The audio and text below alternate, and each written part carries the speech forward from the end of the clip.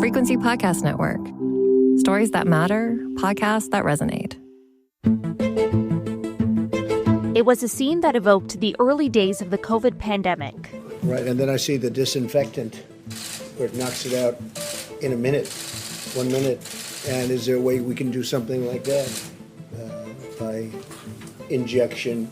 The U.S. president standing at a White House lectern in front of TV cameras offering unproven medical advice, this time to America's pregnant women. Taking Tylenol is not good. All right, I'll say it. It's not good. If you're pregnant, don't take Tylenol. An explicit warning Donald Trump repeated no less than a dozen times as he declared the active ingredient in Tylenol can cause autism, a claim experts say not only science contradicts, Fight like hell not to take it, but also amplifies an entrenched prejudice around women's pain.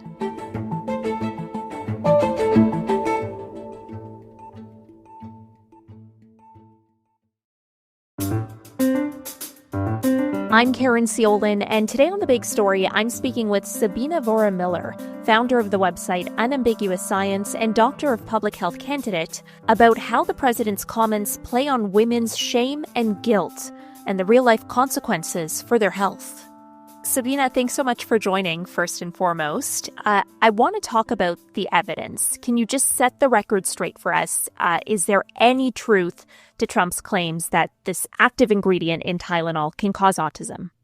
Yeah, so not only is the science exceptionally clear on this, we've actually known this for a very long time now, but there is absolutely no causal link between the use of Tylenol or acetaminophen in pregnancy and any sort of neurodevelopmental concerns. So whether it be autism or ADHD or any other neurodevelopmental concerns.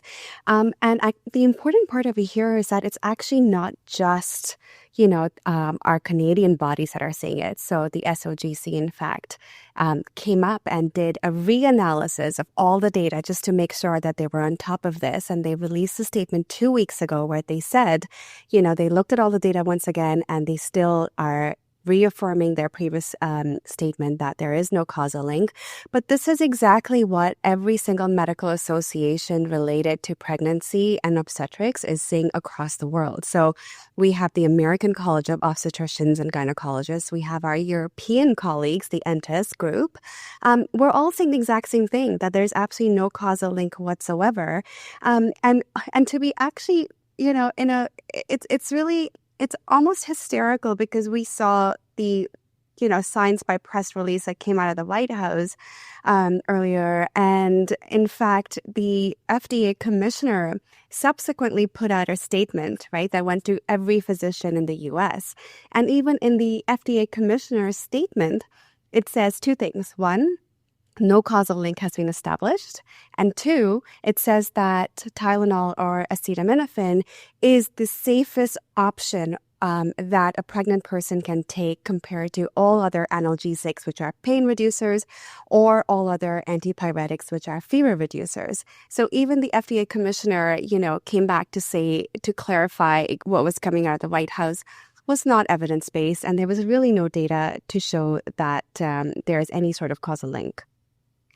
Yeah, as you mentioned there, the studies in question cannot prove causation. That was, of course, largely left out of Trump's comments. Can you just, if you can, explain the distinction between correlation and causation? Because those are two very different things. Yeah, correlation just tells you that something, is happening at the same time as something else, but it doesn't tell you that that something is causing that other thing, right? So it could be, on Tuesdays, you like to drink chai, and on Tuesdays, it tends to rain, but it does not mean that because you drank chai, it causes the weather to change and rain, right? And so that's the difference between a correlation and a causation. And the issue really comes down to in pregnancy, we don't have those types of studies where we could do a randomized control trial like you can do in other settings because we cannot ethically ask a pregnant person to undergo a treatment that we're unsure of in terms of safety. And so what ends up happening is that in pregnancy, you can have a wide range of types of studies and types of data that come out, but they're not all equal, right? And so there have been over the last 10 years, a study would pop out every couple of years. It would normally be a small study. It would be observational, obviously, but it would be retrospective, which means that there's a recall bias that happens over there. And then importantly, these studies were so small that they would not be able to control for any sort of confounders, right? And this is important because we know things like autism and even ADHD have a very strong genetic component. So we kind of need to make sure that we're controlling for anything that could be also causing the results that we're seeing, right? And so because of that, the whole aspect of familial confounders is a huge issue on this topic. Since then, there have actually been really, really good, robust studies that have come out. So in 2024, for instance, there was this incredible study that came out of Europe that looked at 2.5 million children and actually included data from 1995 onwards up until 2019. So really long period of time. And what these guys did in this study is that they actually had a sibling control analysis, right? And so what that means is that what they do in the study is that they compare a sibling who was exposed to acetaminophen in utero during pregnancy, and they compare that to a sibling in the same family who was not exposed to acetaminophen in utero. And then what that does is that it controls for this genetic component of autism. And so when they do this, and when they did this study, they found absolutely no link whatsoever between exposure of acetaminophen in pregnancy and autism, ADHD, etc. And so that's the really important part. Now, a study that is done so incredibly well does not carry the same weight as those one or two very small studies that have been done in the past that actually do not do correction for confounders, right? They're not the exact same thing. So what we saw happen with the White House press release is that they cherry-picked data that was not good data, and they uplifted that as like their primary evidence and actually completely sidelined the data that is exceptionally well done that actually tells us the right answer. They completely ignore that, and they just focus on this very poor, very not well-designed studies. Trump also said a few times that, there's no downside to avoiding Tylenol as a pregnant woman, but that too is not true. Yeah, no, absolutely not. And so I think that's when it comes down to it, when we do our proper risk-benefit analyses, right, includes things like, yes, we look at the risks of the medicines, but we also look at the risks of not medicating, right? And so that means when it comes down to things like fever in pregnancy, we know that is extremely dangerous for the development of the fetus, for the pre-fetus brain, for other organs in the fetus, for actually cardiovascular health. It also leads to a higher incidence of miscarriages. So there's considerable risk for untreated high fevers in pregnancy. And the same can be said even for pain.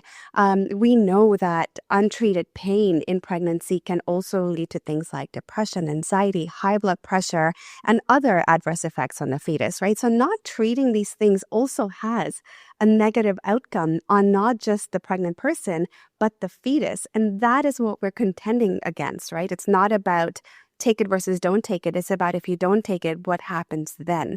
And to be frank, I think we also sometimes forget that the pregnant person is a human and is deserves the type of rights that every other human deserves, i.e., the right to accessing effective pain medication is a right that a pregnant person has, and we cannot forget that. And I think sometimes when it comes down to things like, pregnant people's rights and their autonomy, a lot of this is getting lost because they're reduced to just them being pregnant as opposed to them being an actual human with actual needs and needs that as rights should be met. I want to ask you about that because, Trump's suggestion was that pregnant women have this responsibility to endure pain instead of using Tylenol. And beyond the fact that that advice puts their health at risk, as you've just laid out, I wonder, how did you feel hearing that? Hearing, pregnant women being told just to tough it out? Yeah, it frustrates me. And honestly, I think that we've seen this with the administration, with them having consistently dehumanized women and pregnant people, but not just women and pregnant people, but even autistic people, right? This is really the undercurrents of what we're seeing right now.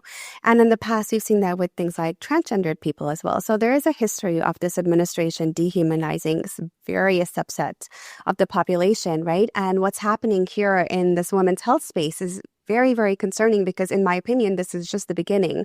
We saw earlier the overturning of Roe v. Wade, right? And that was a hallmark moment, and taking away a woman's right to make their own decisions about their own reproductive health. And we also know that access to healthcare, access to abortion is healthcare. Like, there's no two ways about that. And in fact, there is such incredibly stark data that is coming from Texas. So Texas essentially has now a complete ban on any sort of abortion. They have a very, very narrow criteria on medical reasons. And what we saw was actually tripling in the rates of things like sepsis. And in fact, 33% increase in maternal deaths. And also actually increase in infant deaths, right? So this is basically not helping anyone. It's not helping the pregnant people. It's not helping the children either. And many, I've been speaking to a lot of my colleagues in reproductive health right now, and many other physicians are concerned that this is just the first step. What is going to happen next? Are they going to further narrow things such as other appropriate medications in pregnancy, or things such as epidurals and vaccines? And I really am fearful that that's the road that they're going to be taking down if we do keep going down this path of making claims based on absolutely no data and then restricting use for women. I am terrified. And actually, I am so glad to be living in Canada during these times.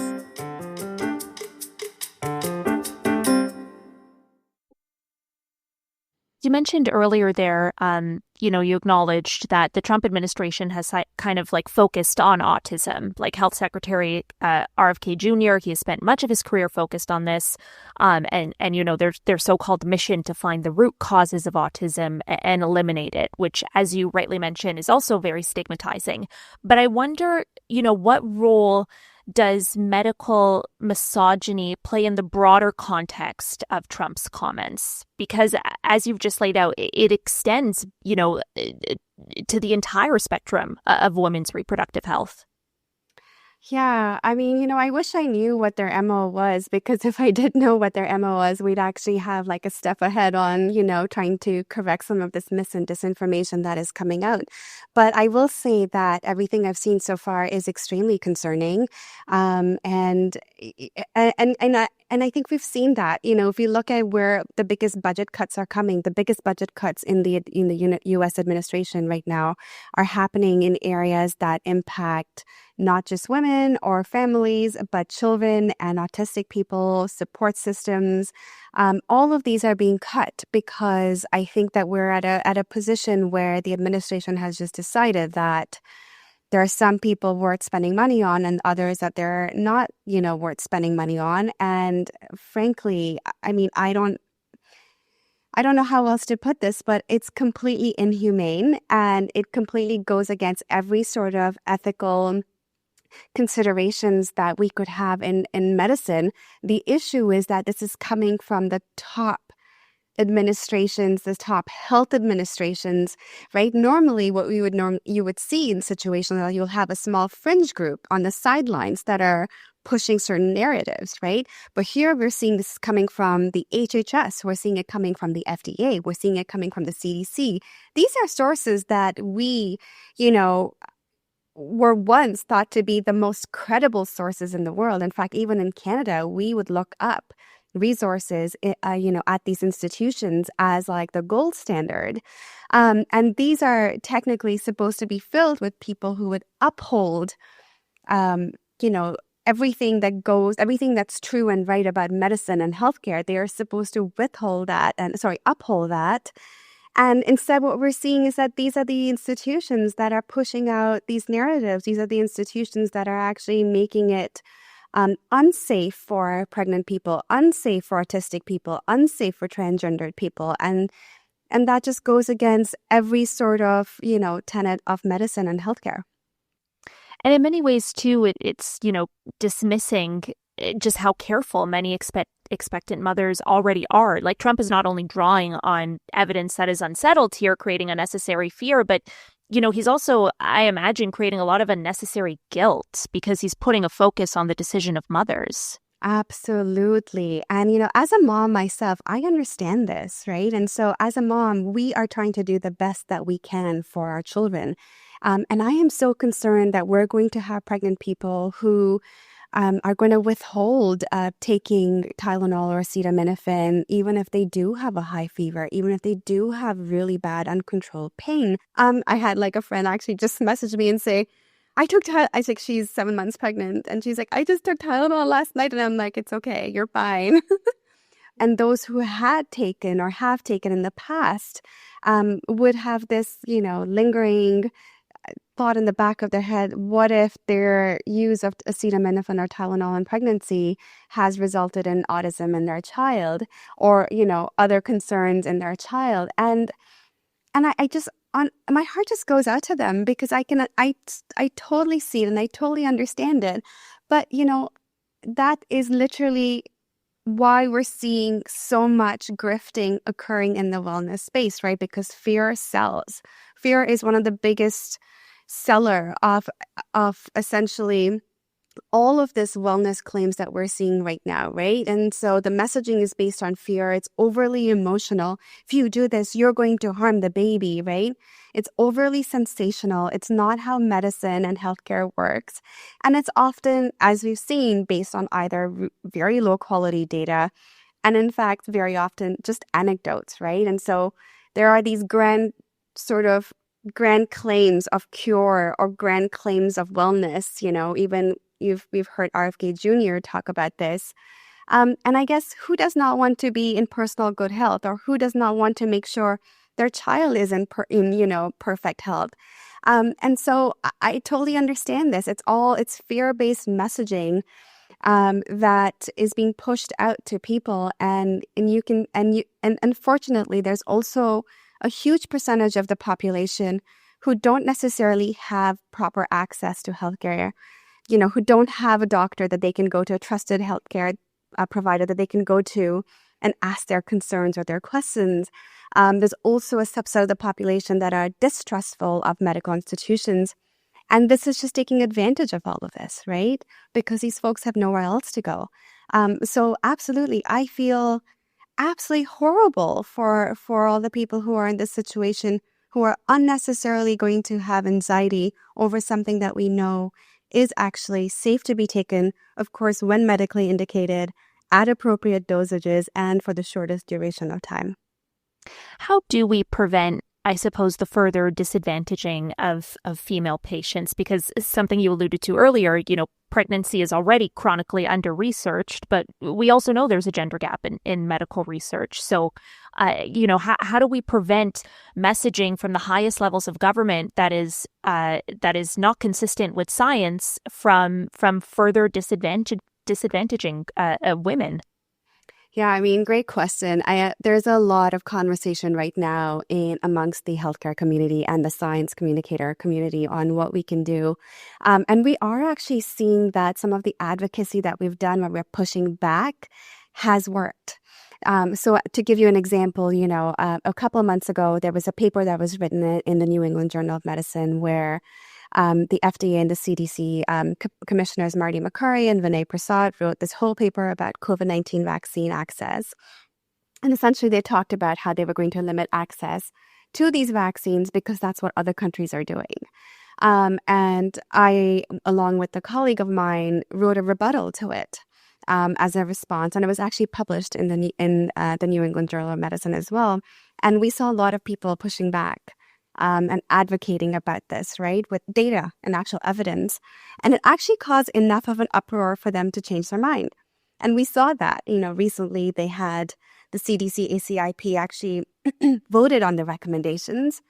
And we actually saw that they left it open to essentially for anyone to get the vaccine, as long as it was based on a shared decision making with their doctor, which is fine, but the pendulum swung, right? And so I think advocating, being out there, pushing, calling your representatives, talking about it nonstop, educating your friends, your peers, your colleagues, all of this is really, really important. And I think people forget the power that exists in community action, right? I think there's a stat out there that says that if 3.5% of the population actually stands up and pushes back and advocates, change happens. And I just want to remind people that they actually do have power in this, right? And all it takes is that you have to just consistently stand up and push back and advocate. If there is one message you want, women and others listening to this episode to take away, what is it? Yeah, I mean, I am urging every pregnant person who is concerned about Tylenol or anything else, in fact, in pregnancy, speak to your trusted healthcare provider, because we're there to actually answer all of your questions. And we've seen even with this, there is consensus amongst all of the healthcare providers on this topic versus what's coming out from the White House. And so speak to your healthcare provider. They have nothing in it, right? They don't have any advantage. They're not getting any kickbacks. None of that is happening with respect to the advice and that they're giving you as your medical provider, knowing your medical history. So talk to them. They're there to answer all of your questions, all of your concerns. And hopefully, I think the more they talk to their healthcare providers, the more they trust the information coming from them, the less anxious they'll be during their pregnancy. That I think is incredibly important when it comes down to having a healthy and safe pregnancy. Sabina, real pleasure to speak with you today. Thank you so much for your insight. I appreciate it. Thanks for having me. That was The Big Story.